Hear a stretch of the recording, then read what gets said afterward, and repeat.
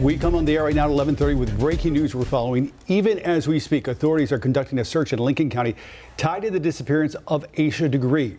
Thanks for joining us. I'm Ben Thompson. And I'm Lisa Washington. You'll remember Asha was reported missing after leaving her home on Valentine's Day 25 years ago. WCNC Charlotte's Richard Devane joins us live from where crews are searching at this hour. Richard, give us the latest. Yeah, the crews that were searching have gone over to possibly regroup. They've been doing so and focusing on a piece of property that I'm standing in front of. Let me step out of the way. Kevin Warlaw is going to zoom in on this property. This is the old Northbrook School #1, we're told by people here, as well as we've looked at the property records. This building right here is where all this focus of the search has taken place today. Now, we should have video of those crews out here searching this morning. They've come through this morning in crews. They've searched all around the building, and I've actually earlier I saw them with search dogs going toward the front of the building and then actually up to the front in those doors around the building, going through the woods around the building as well. We've also seen the Lincoln County search crew come out here and search around the building. We've seen them come in shifts searching. They go right across the street as where they have a mobile command center set up, and that mobile command center is where they're getting their information. This is a coordinated effort between a number of agencies, including the FBI, the Federal Bureau of Investigation, the State Bureau of Investigation, and then of course the Lincoln County Sheriff's Office, and they're all conducting this search warrant. By the owner has agreed for this to occur. They're letting us know that the owner's not involved in this search. Is not this is regarding Asha Degree, but they're also saying that person is not under investigation for this search. Now let's get back to Asha Degree. She went missing, as you know, 25 years ago on February the 14th when she left her house in a rainy morning, we're told, and was never seen again. The last person she spoke to at the house was her father. They had a discussion, or she might have been mad and left the house, according to her father. Now, over the years, there have been a lot of folks who've wondered how a 9-year-old child could leave, and of course, a lot of people.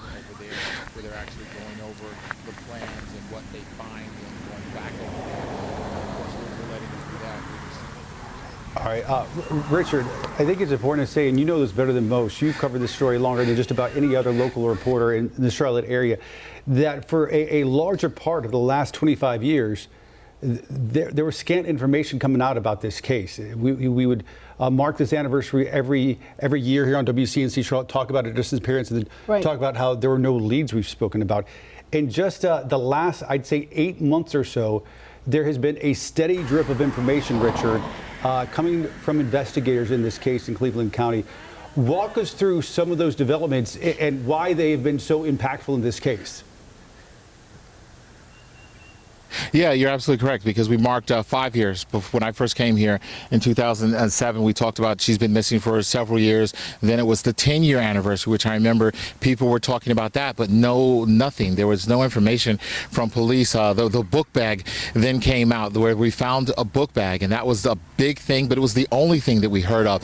Then we went 15 and then 20 years and really nothing. I'm hearing things in my ear, so I'm slowing down. I don't know if what I should be hearing, but I'm going to continue to talk. And then a few months back is when we started to get that big information, or more information that we've gotten throughout the first 20 plus years, is where we had that search on all of that property, where we actually saw a car that was similar to the one, or in the same color of the car that was described as a car that she might have been in, or that was connected with her case. And there was this type of search where they were searching several properties in near where she went missing. So there was a lot of hope, and just as quickly as all of that hope was there, it was kind of dashed by the fact that it didn't lead to any concrete answers, except for a very it did not lead to the answers that everyone wanted to hear definitively,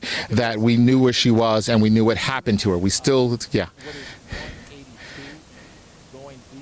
We should say that some of the crews that you're seeing now are with the Lincoln County Land Search crews, who we've been seeing for quite some time as they are searching this area here in Lincoln County.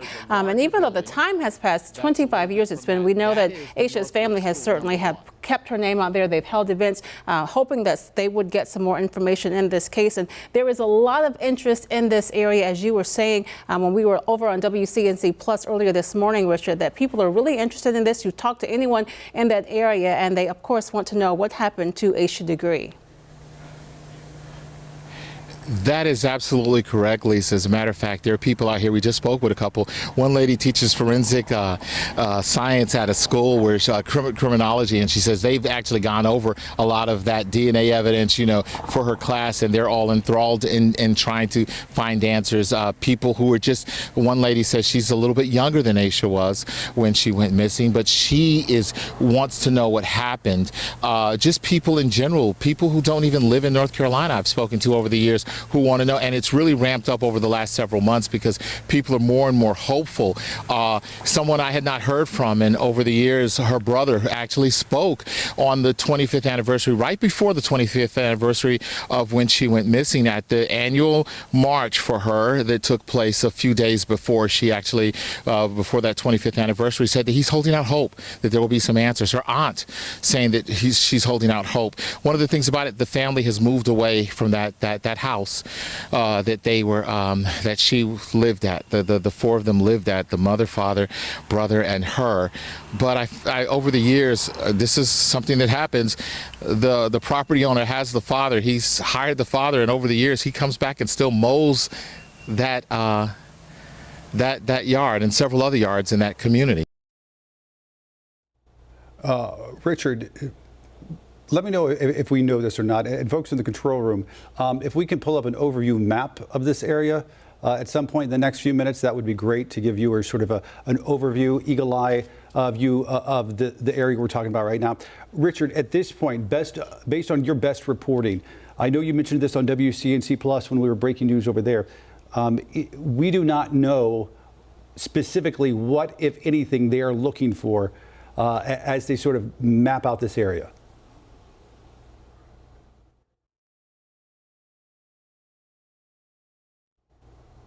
All right, it sounds like we perhaps may have lost him. But we'll work on getting him back to you and also getting that map so you can see this area in Lincoln County. Let's go ahead and turn now to WCNC Charlotte investigative reporter Nate Morabito. He joins us live now in the Impact studio with more. We were talking earlier on WCNC Plus, Nate, about the property records in this case, and they give us a lot of clues. And just since our conversation you and I had about 15 minutes ago, I went back and I looked and saw that police investigated and searched 5 other properties related to this family in the last year, and now this is a new property. What are you learning about it? Yeah, this is the Dedman family. That's who you're referencing. A deed that I found for this specific property that's being searched shows that in 2004, the Dedmans sold it. Roy Lee Dedman and his wife Connie sold this property to a man, and it seems like this property has since turned over. I also, just in the last 15 minutes or so, talked by phone to a woman who lives nearby to this property. She got a call from me. I left her a voicemail about an hour ago or so. She's at work. She left for work for the day and got a phone call from an investigative reporter asking, what do you know about all of these agents across and near your home searching this property that's unrelated to this woman, by the way? She's shocked by this. She says her dog recently got out, and she's been on that property actually trying to track her dog down. And Ben, this is new since we talked last. She says, number one, that property that they're searching is unsafe. And there's evidence that perhaps homeless people have been staying there, maybe squatting there. There are blankets inside. There's dog food. And that just, I think, complicates this even more now. Now we have human beings who may have been in and out of that building, and if there's a dog looking for a scent, you wonder what that does. You also wonder if there's been evidence over the years there, what other people maybe accessing this property may have done. But yeah, you're right. The key point here is that yet another property tied to this family. They don't own it anymore, according to the deed, but at one point they did, is now being searched. And there seemed to be searching with purpose throughout this morning. As we've talked previously, it does feel like they must have received some information recently that brought them to this property. A simple deed search will show you that the Deadmans once owned this, but this doesn't seem to be a random search. We're not getting that indication. And Nate, you've said this before, and it bears repeating, is that the current property owner gave the consent for this search. That's why they are searching today. That person not involved with this investigation. In fact, that was in the release that we received earlier from the Cleveland County Sheriff's Department. But the current property owner actually gave consent for authorities to search the property today.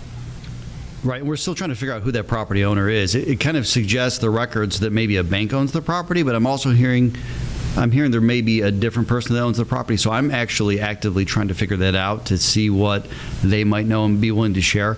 And I also, the fact that there's not any warrants in this case really will limit what the public is going to find out about this. When there are warrants, those warrants are returned, and unless they're sealed, eventually they're released to the public, and you can find what they were looking for, why they were looking for it, and what they eventually found.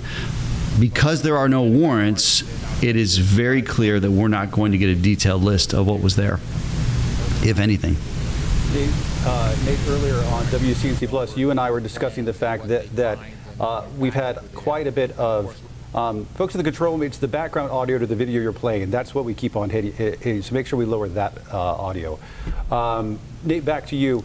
We were discussing the fact that we've got substantial clues from investigators, not only about the interviews they conducted back in September, but also the text messages they obtained back in February, just 2 months ago, among the surviving members of the Deadman family that really seemed to point the finger in a certain direction. It appears, as you said earlier, that they want to find the remains of Asha. The police here, they want to find definitive evidence, it appears.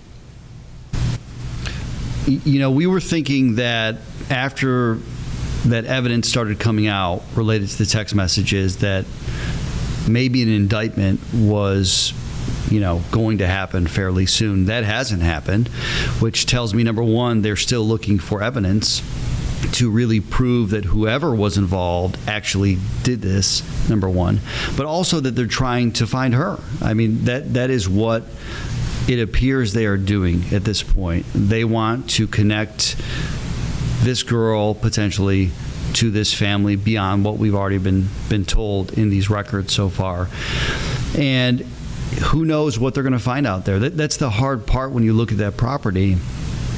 This has been 25 years. That's a heavily wooded area, overgrown, vacant buildings. Now we're getting information that homeless people have been coming in and out of there. And so it makes you wonder what they're waiting on a bit. But the indication is they need more evidence, or else they would have already charged someone. And I think it's also important, something that Ben and I were talking about earlier too, is that this Roy Lee Deadman, his attorney, has previously kind of indicated that whoever was involved is no longer living. So kind of saying it wasn't any of the people that are named in all these warrants. But meanwhile, really, most of the names that you see in these warrants have been connected to this Deadman family, if not all of them. Most were Deadmans. One was someone that maybe had a connection with the Deadmans at one point. And text messages as part of the search warrants, we should say the information revealed the Deadmans have 3 daughters, and the text messages were among those 3. All right, Nate, we'll check back in with you in just a bit for more on as we continue to follow this breaking news. After 25 years, a big break in what's been the coldest of cold cases here in the Charlotte area. Asha Degree disappearing one night back Valentine's Day, the year 2000. 25 years later, it appears that in a plot of land in Lincoln County, that investigators are closer to finding out what exactly happened. We're continuing to follow the latest. Keep it right here. We'll check in with Chris now with a check of your forecast.